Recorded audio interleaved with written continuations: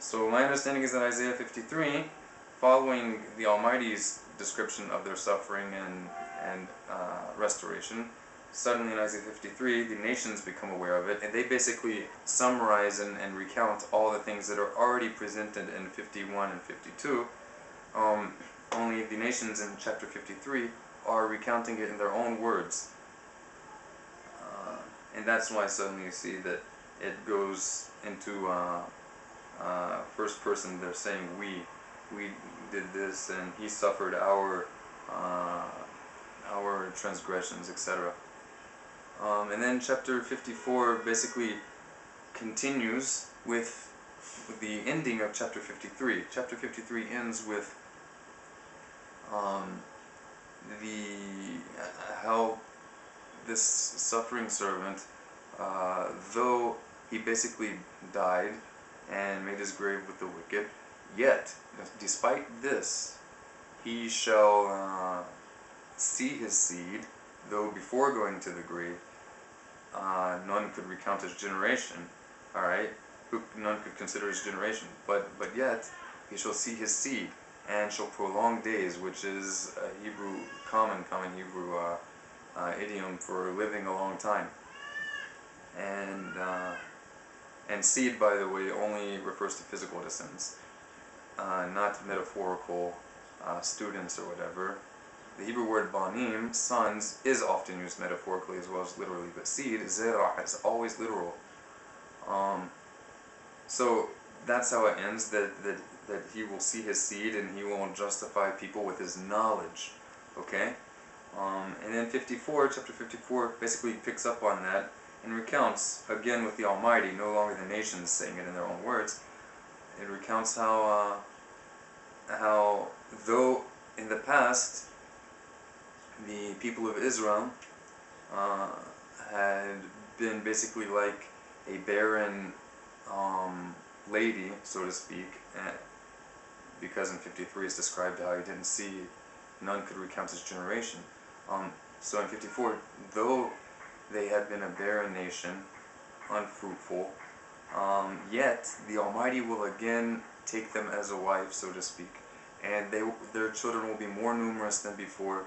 And Isaiah, the book of Isaiah continues on, basically the rest of the chapter, kind of going on with the sequel of what happens. And as far as a prolonging of days, you can find, let's see, you can find in Isaiah chapter 60, where is it? The passage that's pretty well known about how one who dies at the age of 100, or one that's at the age of 100 will be considered as a child, as a baby. Here it is.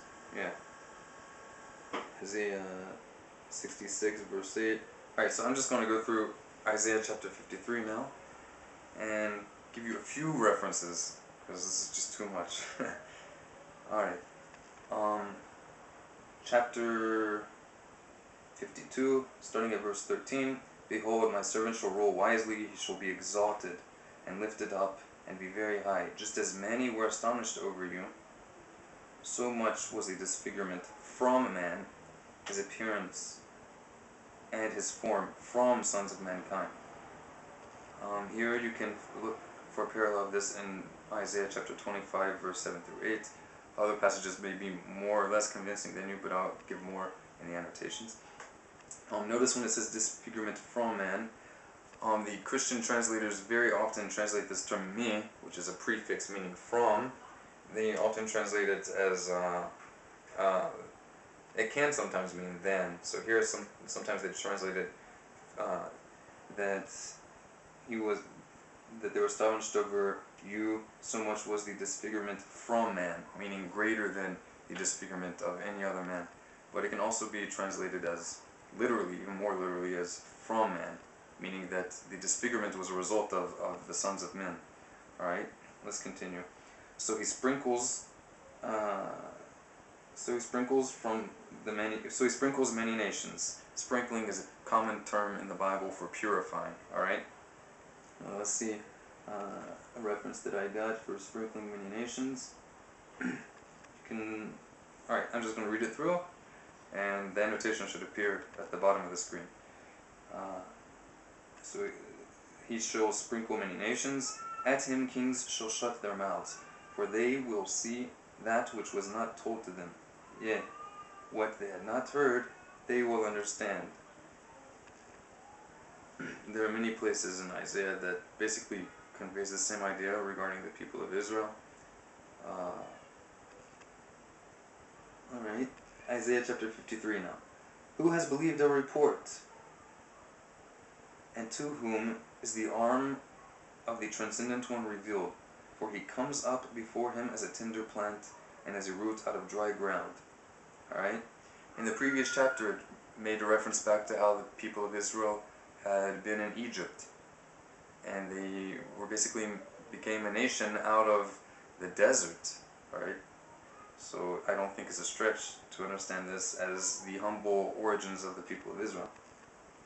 He has no form nor majesty that we should see him, that we should, I'm reading a literal, it's called the Interlinear Bible. It's supposedly a literal translation. Sometimes it is, sometimes it's not. Alright, there you can look for references in chapter 11 verse 16 of Isaiah, and chapter 3 verse 24 through 26 of Isaiah, that he had no form nor majesty that we should see him, nor form that we should desire him. He is despised and abandoned of men. Alright? There are many passages talking about how the people of Israel were reproached to the nations. An example, Isaiah 54 verse 4, the next chapter, where it says, Israel shall remember, they will not remember or recall the reproach any longer. 51, just a few chapters before, it says, don't fear the reproach of men, and don't fear from their insults, referring to how in the future they will be saved from these things. Continuing. He is a man of pains and having known sicknesses, and as it were a hiding of faces from him, he being despised and we not valuing him. Alright? Being acquainted with sicknesses, you can find so many places. Let's see. Alright. Surely he has borne our sicknesses and our pains, he bore them, yet we regarded him as plagued, stricken of the Almighty and afflicted. You can look up a reference, 57 verse 17, using the same exact terminology with reference to the people of Israel in chapter 9 verse 13. But he was pierced for our transgressions and crushed for our iniquities. Again, the same terminology here is used explicitly in reference to the people of Israel elsewhere. Oh yeah, almost forgot. Here, since I'm reading a Christian translation, I almost overlooked it. It says, crushed for our iniquities, that he was pierced for our transgressions. Now here is the same exact term used in 52 verse 14, where it says disfigurement from man. It is a stretch to translate this term as for now. The way the Christians translate this as pierced for the transgressions and crushed for our iniquities supports Christian theology of atonement and doesn't have any support in the prefix me. It means from. He was pierced from, in the sense of because, or as a result of our transgressions, crushed as a result of our iniquities. The chastisement of our peace was on him, and with his wounds, or bruises more literally, we ourselves are healed. Now what might that mean? I think that's an interesting parallel to the book of Genesis, which Christians also, Genesis chapter 3 verse 15, where the serpent is said to have his head crushed by the seed of the woman, and the woman's heel will be bruised. It says ekev, by the serpent. Ekev means heel, and it's the same exact root of the Hebrew word for Jacob, Yaakov. Ekev, Yaakov.